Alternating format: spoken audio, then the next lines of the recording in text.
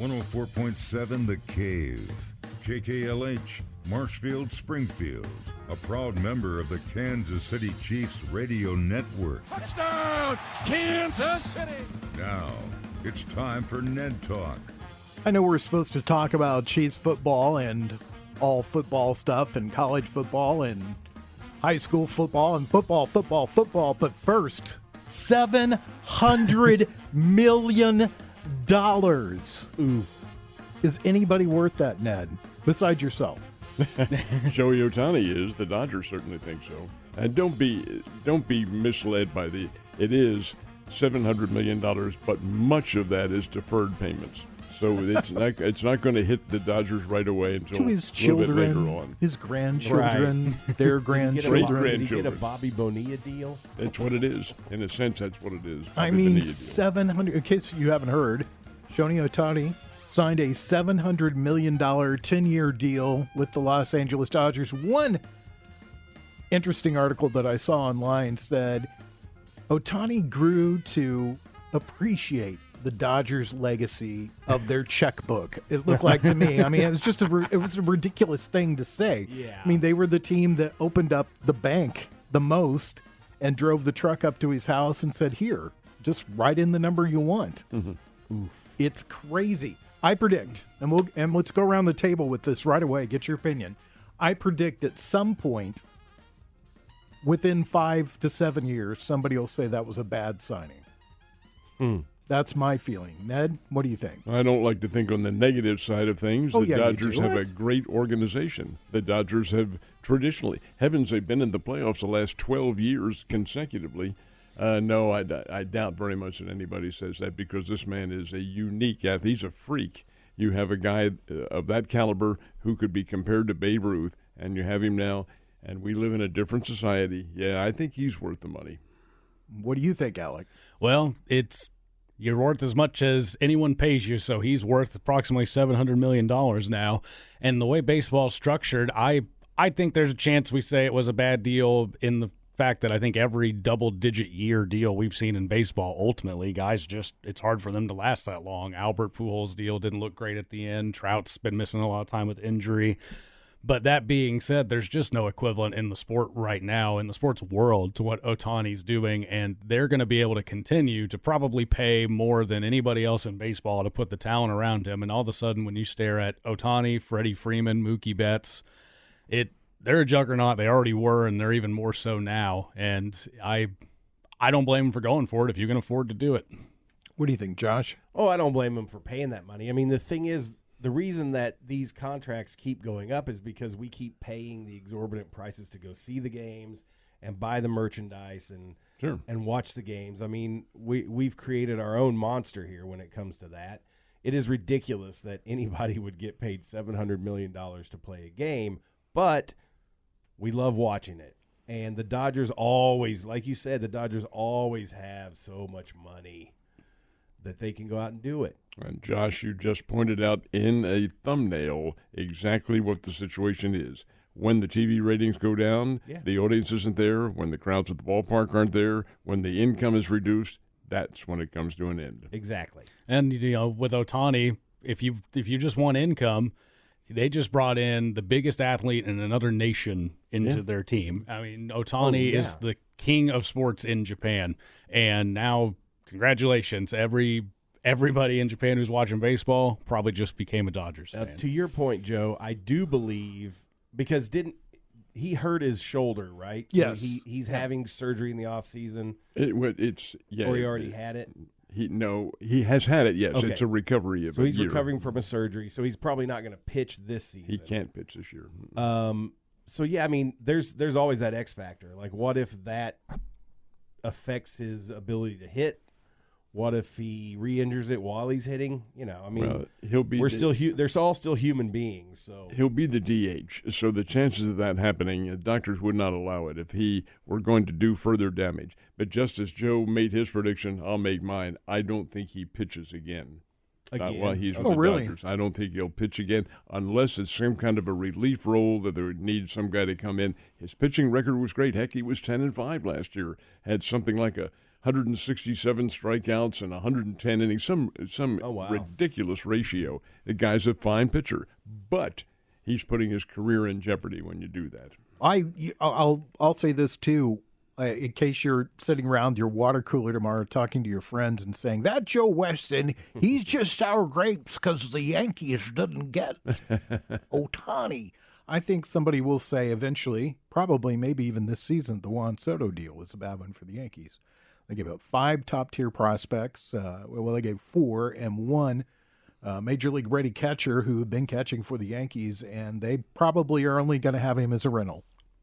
Yeah. So especially if they sign Yamamoto on Monday or Tuesday next week.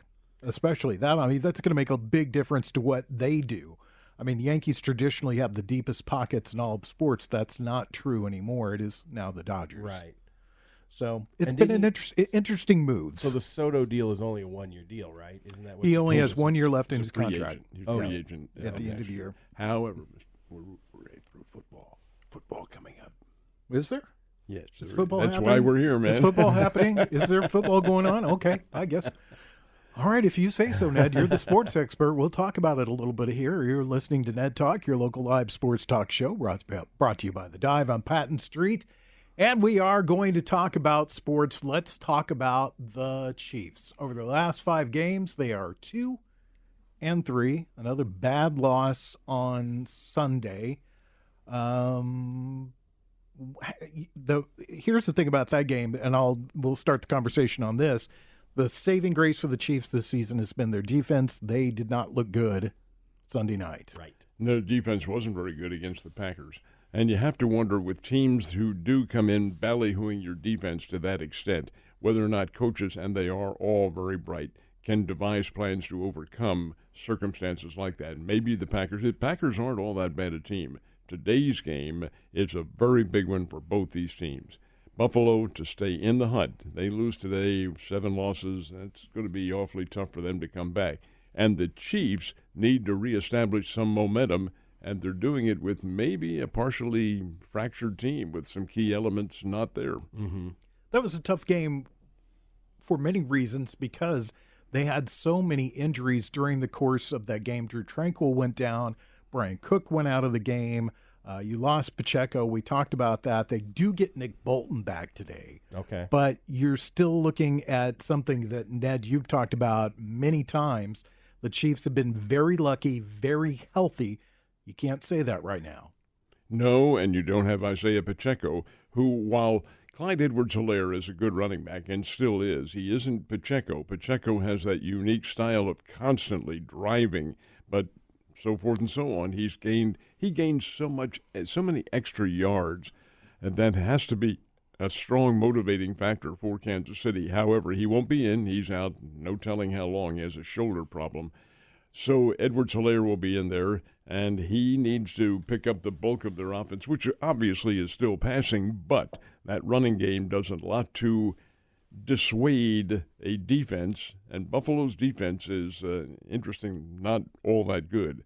It dissuades them from concentrating on stopping a running attack and has them more on chasing Mahomes. Buffalo is interesting because they very rarely ever blitz, and when Mahomes is the quarterback, they almost never blitz.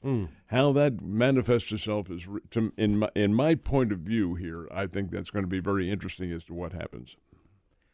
Justin Ross was suspended this week for conduct unbecoming and an NFL player. He is out, so that's another check mark against that receiving core. Let's talk about that. We've talked about that kind of ad nauseum through the show. The receiving core is just not very good, and where you really notice it at is if you're watching another game and you see these teams that have 1 or 2 or 3 good receivers. The Chiefs don't have anybody like that, and let's take Travis Kelce out of the equation. I mean, I understand he's their number 1 receiver, but he is a tight end. Right. He is not a separation, get down the field sort of receiver, and you can see this is really hurting the Chiefs this year. I think that's probably right. The athletic level of the receivers has gone away. They don't have the deep receiver that they did with Tyreek Hill. And it was thought the Chiefs could overcome that, and they did. They got to a Super Bowl last year and win the Super Bowl. But when it comes in the long run and defense, I should say, begins to take a look at what you have and what you can do and can't do. I think the defenses have been altered, and we'll see how that the Packers certainly did last week. That game was still winnable for Kansas City, but again, with the Green Bay defense playing as aggressive as it was, they weren't able to get back into it. With the Buffalo Bills coming in today, this is an interesting team because they're 6-6. They really shouldn't be. They have, get this, guys, they're 6-6 on the year, but their point differential is plus 100. Now, where do you ever see something like that? Wow. Before? They have a great offensive attack, and that offensive attack that's going to put the Chiefs on the defense real quickly. What are your thoughts, Alec? What have you seen out of the Chiefs' offense? You know, it still looks like they're missing a guy, missing a piece. If they can take Kelsey away, they need one receiver to just consistently win against single coverage, and they haven't been able to do that on a consistent level. Rashee Rice has shown flashes, but that's been about it. You know, Marquez Valdez-Scantling was supposed to be a deep threat replacement. He's shown streakiness and also an inability to catch a football at times. Kadarius Toney might be one of, if not the best guys in the league with the ball in his hands, but it's proven difficult to get him in space. So that hasn't panned out quite as well as they would have wanted. And, you know, we've also, as great as he's been, and we've seen Mahomes make some, I guess I'll call them uncharacteristic mistakes in decisions The this touch year. passes. Yeah. You have to imagine when you're used to walking on water, when all of a sudden you just have to imagine I can do anything I want out here, and then occasionally it gets bit. And so far this year, we've seen more of him coming back to bite him than we've ever seen. Let me ask you a quick question, Alec, along those lines. That is true. Mahomes has not been as consistent as he has been in the past. Do you think that, in your opinion, you watch a lot of these games, in your opinion, do you think that's because Mahomes has lost confidence in his receivers? I don't know if I feel he's lost confidence in receivers as much. And, you know, maybe it all circles back to that, but I think in a lot of ways he's feeling pressure to put on himself that he has to make extra plays in the absence of his receivers being able to make them for him. So he sees a tight window. He's like, that's got to be the throw here. We need this play. And he tries to force something, and it looks like there's the safety floating right over and making an interception that we all could have seen coming type of decision. I don't know. Whenever an offense is sputtering and you're the leader of the offense, has to be a sense where it's like time for me to step up and be the guy. And we're going to see, I think, two guys doing that today, because no one plays more, as I call it, hero ball than the Buffalo Bills, because it's Josh Allen for breakfast, lunch, and dinner. It's all him. And the Chiefs have been fortunate to have a running game and a defense to lean back on. Buffalo, we'll see them playing today, doesn't have much of either of those, at least compared to what Kansas City's been able to do. So I think we're going to see some flashy play today, and I think we might also see some what was that decision-making from the quarterbacks today, too. Josh, I know your theory is run the damn ball, but what are you seeing? Well, I think, you know, we've talked a lot this season about how poorly the Chiefs have done in the red zone, and I think that is a testament to the fact that when you get in the red zone, everything is so tightly packed that if you don't have these receivers that can get open, all they have to do is double team Kelsey and maybe and stop the run, because there's no other threat there. So I think there is validity to that for sure, and I think that is part of why they have so much trouble in the red zone. They have shown in the last couple of games some flashes of trying to establish the run, but then they tend to abandon it in the second half. I mean, was it in the Packers game? Did they only run the ball 5 times in the second half, or was that the game before? It was the game before. It was the game before. Yeah. So they're inconsistent with their game plan also, and that may be what you guys are talking about. It may be a lack of confidence in the ability of the receivers, because I do think that is a factor with Mahomes, because he knows he can get the ball to Kelsey in space and Kelsey's going to catch it. But we've had so many instances where you had an open receiver and they drop the ball, or they run the wrong route, they break the route off too soon, or whatever. And so I think that is a factor. And so I think he's putting a lot of extra pressure on himself, where in a situation where he's more confident with a Scantling or one of these other guys that he might throw the ball, he's tucking it and trying to run it, or trying to scramble a little bit more to see if they get open. Or like you said, Alec, he's trying to force it in there, and that's turning into interceptions and poor plays. So they've got some issues that seem to be getting worse instead of better, and this is the wrong time of the year for that to happen. Kansas City Chiefs are traditionally lights out in the month of December. Yeah. As the description was made the other day, this is when they put their foot on the pedal and zoom away from everybody else. Does that happen now? Well, it didn't with their game against the Packers. The Buffalo Bills are a consistent football team, a consistent inconsistency. If that makes any, it's redundant, I know that. But the fact is that Buffalo falls into that category. Cincinnati, who they have coming up, also a puzzle. Difficult to figure out. Without a quarterback, what are they going to do? They face a challenge this month. Who's the best team in the NFL right now? The 49ers. I would say 49ers. Alec? Probably would go that way as well. San Francisco or Miami playing their best right now. At least those are the teams that are playing their best football in this moment, but don't sleep on Dallas. They got a shot to make a statement tonight against Philadelphia. Baltimore Ravens as well. Yeah, Baltimore, their defense is solid again. And so, yeah, I'd say in the AFC, probably either Baltimore or the Dolphins. All right, when we come back, we'll talk more sports. It's Ned Talk on 104.7 The K, brought to you by The Dive on Patton. You're listening to Ned Talk on 104.7 The Cave, part of the Kansas City Chiefs radio network. Back to Ned Talk on 104.7 The Cave, a proud member of the Kansas City Chiefs radio network. About 35 minutes away from the start of the Chiefs pregame show. Did I mention that Ohtani got $700 million? Did I say that? That's like? nuts. Did you know that's that? nuts? That's more than 23 NFL teams were purchased for. I saw that today. Oh, my gosh. For one man. Do you think we'll see $1 billion player at some point in some sport? Oh, yeah, it's coming. Someday. It's coming. Inflation. It'll be in baseball, too. Baseball is the only sport that has those, well, they're way above everybody else with those super high contracts. Yeah, you guys have to understand now that you're basing that on the fact that the audiences remain intact. I'm not so sure they will. Well, yeah, that's a big X factor for sure. Yeah. Baseball spending a lot of money, but Not generating as much. no, absolutely not. And guys, the same can be said for football. Right now, it's the gravy train. Oh, But yeah. that doesn't last forever. It doesn't?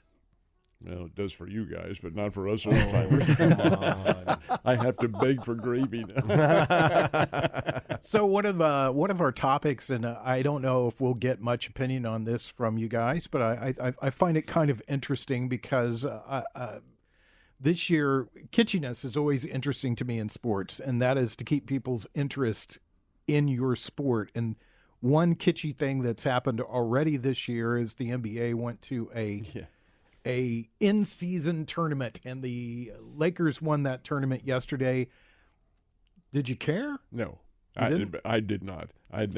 So what? What's the credibility behind all this, and what does it do to your regular season? And I mean, the same team's playing. It's not like it's David against Goliath, although they allege that it is. But these are the pro athletes. Why do you have an in-season tournament? What is the basis for it? It captured zero of my imagination, but report on it nonetheless. Do you get anything for winning the in-season tournament? I think there's probably a pool Money. that They got put, money, yeah. Didn't the winning team, each player got paid $500,000? I believe that's what I had heard, and they even organized as such that your matchups in the tournament counted towards your regular season record. So there was incentive to at least be playing in it because that's still a win-loss towards your total, except for last night's final is not going in any kind of record statistic book. So Anthony Davis with a 40-20 game, well, good on you, and earned you $500,000, but they're not going to put that in any kind of record book. Alec, you're young guy, most rabid sports fan. Are you an NBA fan at all? I am an NBA fan in the sense that I'm most sports where I don't care to watch a ton during the regular season, but anything playoffs is good for me. And, I actually was in a position last night where I watched a lot of that play-in tournament final, and it was fun. It did not look like the All-Star game, which is what you hope for. A tournament like this is only going to be as good as the players put forth the effort to make it, and it needs to matter to them. And it looked like it did. They all looked like they wanted that game, and that made it fun to watch. But I also understand the sentiment of you're just trying to emulate a tournament for the sake of tournaments are good. But, when you watch the basketball tournaments in college, those conference tournaments, the winner gets a seed to the big dance. It matters. Once you hit the NCAA tournament, win and go home, it really matters. Just trying to do one for the sake of doing one doesn't generate the stakes that, they modeled it after the World Cup round robin tournament. It doesn't have those stakes. It doesn't have NCAA tournament stakes. So that was my point. There is no credibility to what they're doing. It's just a tournament that's in season. What did you think, Josh? Did you even care? I didn't even realize it was happening until it was almost over. And then I'm like, what? It doesn't make sense to me. I watched the NBA Finals last year just so I could talk with you guys about it on the radio. Otherwise, I have no interest in the NBA anymore. When I was growing up, I was a huge Lakers fan during the Showtime era. That was exciting. All the rivalry with the Celtics and Larry Bird, and then here come the Pistons, and even you got some Dr. J back in there. To me, the NBA is not that way anymore. It's not as entertaining to me. And so I am the most casual of a casual fan. So. Yeah, I followed it just that's going on. I knew they were talking about it, right. But for me to find out that they were actually doing it, I thought they were going to do it a little bit later on in the year instead of right here at the beginning of the season. Well, I think they made the decision that if they did it later on in the year, that might disturb the rhythm the teams develop toward getting a championship and getting into the playoffs and so forth, because a lot of those teams are borderline playoff clubs. So they decided earlier in the year to do it. But again, what's the purpose? Sure, it gains the players more money. What's it do for the fans? It's these same two teams who play ordinarily during the regular season. It just doesn't have a level of credence about it, at least in my viewpoint. No, I just wanted to see what you thought about that. Let's turn our attention to local college basketball. The Missouri State Bears are off and running, so to speak. They played well. They have played a couple of Conference USA teams. Middle Tennessee State, I should say, beat them last week. Should not have. The Bears were the better team, came from way down to make a good contest, an overtime contest out of it. Then yesterday I watched a little bit of them playing Sam Houston State, also Conference USA. Sam Houston came in with some pretty good talent, but like a lot of teams that come into the Great Southern Bank Arena, they got off to a very slow start, and that is where they lost the game in the first 10 minutes. They fell 14 points behind or 16 points behind, whatever it was, came back and made it relatively close and ended up losing by 9, back and forth and back and forth. But you have to play consistently the entire game, and Missouri State's playing well. They have good defense. They do run into a bit of an obstacle, however. They're going to be missing their point guard, Matthew Lee, and they missed him all of last year, or virtually all of last year, with an injury. He has another one now, another injury that's going to keep him out for a couple of weeks. You have to have that good point guard running your attack, and that makes a big difference. Bears have some interesting ball games coming up. They do have to go out and play St. Mary's again out of Moraga, California. And while St. Mary's is not having the start of the year that they thought they were going to, they were picked above Gonzaga in their conference this year. But they're not playing like that right now. They're good, but they're not great. And I think Bears' next home game is Lindenwood. And this will be the first time since Lindenwood has gone Division I that they've been down here to play. So, again, a lot of interesting circumstances, and then you get back to your basic conference play. And then, of course, we have cross-town. Well, not really cross-town, but just down the street rivals, or we wish they were rivals still. Drury, how are they doing? Well, they aren't doing very well. They laid a couple eggs yesterday. They had a home matchup with their cat rivals or feline rivals from up in Bolivar, who were down here, Southwest Baptist, and Southwest Baptist won both games. The ladies' game, which is only Drury's second loss of the year, and the men's game, and both games very close. But to lose on your home court like that, and it was an overflow the O day, it doesn't resonate very well. However, still the season's very young. All right, when we come back, we'll talk a little more sports. We'll get you ready for, well, we'll go back to talking about baseball. All right? Yeah. Ned Talk 700 on million. 104.7 The Cave, brought to you by The Dive. I'm Patton. You're listening to Ned Talk on 104.7 The Cave, part of the Kansas City Chiefs radio network. Back to Ned Talk on 104.7 The Cave, a proud member of the Kansas City Chiefs radio network. Can I tell everybody a little something? There's a thing on after us called the Chiefs pregame show, and then there's a football game, believe it or not. This team called Kansas City, the Chiefs, they're going to play in it. I know you're listening for us, but that will be happening later on today. And I will tell you, too, breaking sports right here, Mitch Holdis will do the play-by-play today. Mitch was out last week. He was diagnosed with COVID. Oh, but he's recovered now. He'll be back in there. Awesome. And the world is right. They lost with him not at the mic. And I know. He will be at the mic today. Yeah, exactly. All right, that's great. Let's talk about St. Louis Cardinals. Let's talk some Cardinals baseball. There's some stuff going on with the Cardinals. Are we surprised by this trade, either one of you guys, the Cardinal guys, that they got rid of a young player? I was not. I think O'Neill's time in St. Louis had run its course when he was healthy. He showed a lot of flash. You know, he looked like the complete package with the speed and the power and the fielding. It all looked great, but he was good for half a season almost on the injury list for basically all of his seasons. And it's a crowded outfield in St. Louis, you know, between Dylan Carlson and Jordan Walker. And if you keep Wynn and Gorman in up there, you want to maybe try and sneak Donovan and Edman into the outfield. It became a crowded. Jim Edmonds back? Jim Edmonds out of the booth onto the field. So it was crowded, and you know, if you could get something for them, and now we just bide our time and see how long it is till they're the ALCS MVP. You know. Well, indeed. Let's talk a little bit about that, though. Here O'Neill had been on the market. In fact, Mozeliak even told the press that, yes, we are listening to offers for Tyler O'Neill. Hey, what did he have? 21 RBIs last year in an injury-plagued season. They knew he was out. And just like Alex said, there's a great combination and influx of outfielders on that team. You have too many of them. So get rid of him. In your opinion, Alec, now you follow this, did they get his value from the Boston Red Sox?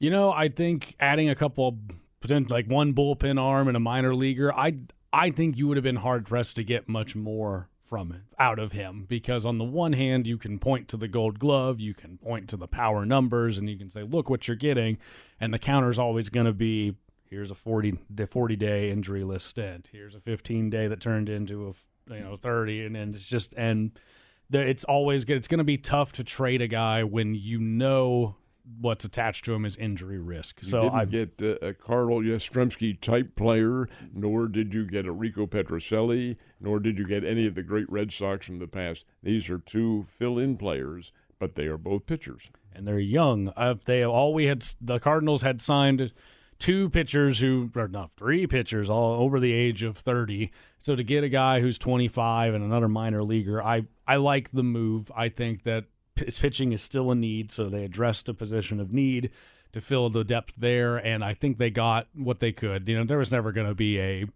Tyler O'Neill for their third starting rotation guy. That just wasn't going to be an option.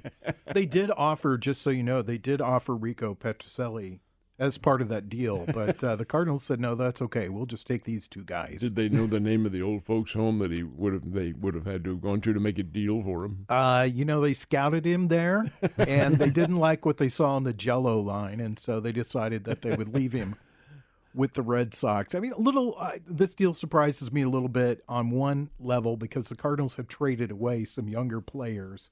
Harrison Bader went away from the Cardinals. This is their second player who really on the upside of their career, and also very good defensive players. They've traded these guys away, but I'll ask both you guys this. Was the writing on the wall during the season when O'Neill had the falling out with Marmol? Well, he had that, yes, but he also had these persistent back problems, too, that kept him out of the lineup, so that didn't help him. The personal differentials that they had, you can erase them, at least I would assume so, although not having any contact with the team as other reporters would, you don't know whether or not those situations ever get resolved. They might not have, but that certainly did not help his case. But what didn't help him at all is the fact that you have so many outfielders in there. You've got A, B, and C, and D to choose from, so you want the guys who are going to contribute to your ball club. Allie, do you think that played anything into this decision at all? I can't imagine it helped him. If everything's equal in terms of return on your, the return of your trade value and, how guys' performance on the field, you have to look at other things like, well, how do they end the clubhouse? What's their level with the team? And I agree with you, Ned, things like that it feels like a lifetime ago, that spat between him and Marmol. However, some wounds do and don't heal. You just don't see it. And that could have been a determining factor. I think ultimately the Cardinals needed to trade either him or, in my opinion, Dylan Carlson. And this was the one that they were able to make calls on. And it's hard to ignore Tyler O'Neill's a presence. That brick house of a man, the way he's built and the speed and the power. It's easy to go out there and be like, you want a guy like that on your team. He might not play, for 80 games, but there's definitely the potential to chase if you're the Red Sox. Ned, you mentioned Babe Ruth earlier in the show. Something happened this weekend, and don't get me wrong, I don't think this is that type of deal, but a very rare transaction between the Red Sox and the Yankees this week. There was a trade. That's they exactly traded right. with each other. They I'm surprised did. they have each other's phone numbers. Wow. Well, that's right. Arch rivals and trading within the same division by two bitter rivals. Tell the folks a little bit about who traded and so forth. The Yankees got Alex Verdugo, who is a guy, it's kind of impressed me. And I was surprised that this is another surprise, but I think the Red Sox, he has 1 year left in his deal, and I think they're kind of in rebuilding mode right now. And the Yankees gave up 3 right-handed pitchers for him. Nothing big deal, but he's a left-handed bat that comes to New York. And one of the things the Yankees were looking to do as they build for this season is left-handed outfielders, and they added 3 this week. So kind of interesting. And I've been watching it. I mean, what do you think? Who's the biggest names left on the market right now? Well, you have several of them, and a lot of them are pitchers. Blake Snell's still there. Giolito is still there. And I don't think Snell goes to the Cardinals, but Giolito might. And there are others. I don't have the list right in front of me. But, in fact, there are some still good candidates to help fill the role in St. Louis's case of filling that missing starting cog to their rotation. And I'll be anxious to see if they're able to do that. And I think they pretty much have to. Yeah, you've got individuals there who are a little long of tooth, but we'll see how things work out. They're still capable pitchers. Who's on your Christmas wish list as baseball goes into free agency over the winter? Got to be Yamamoto. If you can have one, it's going to be him. And I really don't think that the Cardinals are going to shell out the money it's going to require to get him. But, this 'tis the season for Christmas miracles and, having dreams. So let's say they get him. That would put the Cardinals back into a contention spot if the offense can be what we think.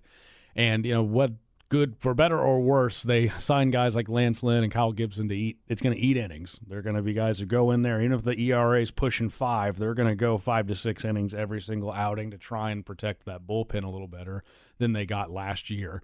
So get one more ace at the front of that, and we got a shot.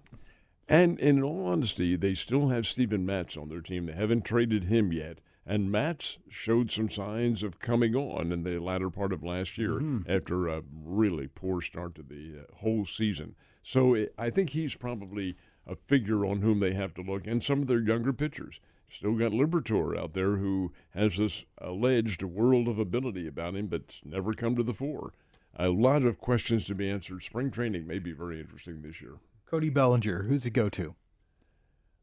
I am going to guess that Bellinger may stay where he is. In Chicago. What do you with think, the Alex? Cubs. I mean, I think that'd be my front runner. They did such good things there, and the arrow is clearly pointing up in Chicago. Why? The sales pitch is easier for me if you're the front office. Just go, hey, you want to be the face of this new Chicago Cubs era? Stay here and help us build it up. When we come back, we'll give you our picks for today's game. That's coming up a little bit later on, right here on 104.7 The Cave. Your home for the Kansas City Chiefs, brought to you by The Dive on Patton. You're listening to Ned Talk on 104.7 The Cave, part of the Kansas City Chiefs radio network. Back to Ned Talk on 104.7 The Cave. A proud member of the Kansas City Chiefs radio network. About 5 minutes away from the start of the Chiefs pregame show. If you were listening last week, we all correctly predicted that the Chiefs would lose. We all picked the Packers last week. We thought the Chiefs wouldn't look very good defensively. We were right on the money, as we've been all season long. Don't try to go back and listen to these as a podcast. Because Just truth in journalism, it was 0 for 4, folks. We were 0 for 4 on that game. Oh, no. I think you're mistaken about that, Ned. I know I'm not mistaken. No, we were all right on that. I think we're all undefeated on the season pretty much. I haven't picked the But score. don't check that. Don't check that. Don't worry about it. Just Yeah, trust us. don't worry about that. Okay. So tough matchup today because you've got two teams really trying to prove something. Buffalo fighting for a playoff spot. The Chiefs haven't secured anything by any stretch of the imagination, and they still could, if they don't turn things around, have a losing season. I mean, it would be difficult for them to do that, but it's still a possibility. So what goes on today, Ned? In my opinion, I'm very concerned about this one for the Chiefs. This is a Buffalo Bills team that is really the record is very misleading. They're 6-6. They've squandered a lot of games in the past, back in the record. Philadelphia being one of them. They had Philadelphia beaten and let it get away. That same has existed with other teams as well. It's a team that has a high-scoring offense.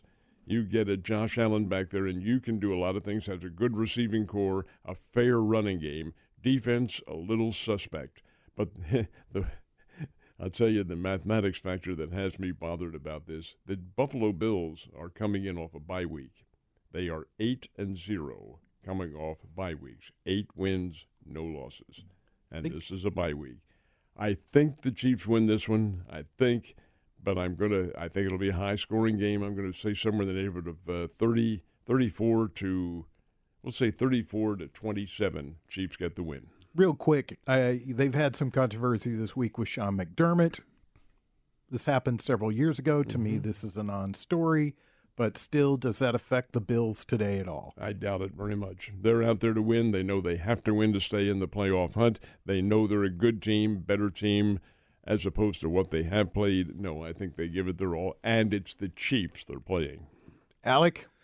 I've been going back and forth all show because Buffalo's sitting at 6-6. If they win out and go, what is it? It'd be 11-6. They might still miss the playoffs in the AFC this year because the AFC is just that tight. So this is going to be a hard battle for Kansas City because while Kansas City wants it, Buffalo absolutely needs it. I just don't see Kansas City losing back-to-back games. Back-to-back games. That just doesn't ring for me if this team's who we think they are. So I'm also going to go with Kansas City. And I think it's going to be – I think these teams play cautious with each other. So I think it's going to be a little lower. I think it's going to be Kansas City 23, Buffalo 20. Josh. Well, I think the Chiefs can win this game if their defense holds strong because Josh Allen is kind of this generation's gunslinger. He makes a lot of mistakes, throws a lot of interceptions. If they can get pressure on him, I think they can take advantage of that. If that happens, the Chiefs are going to win. But this one's going to be a tough one. It's going to be tough sledding for both of them. I'm going to say it's an overtime win for the Chiefs, and it's 23-20. Whoa. Very same score that Alec had. How about that? But I'm saying overtime. Oh, okay. Yeah. That's not copying me. I'm okay. I'll be the contrarian here. I'll say Buffalo wins.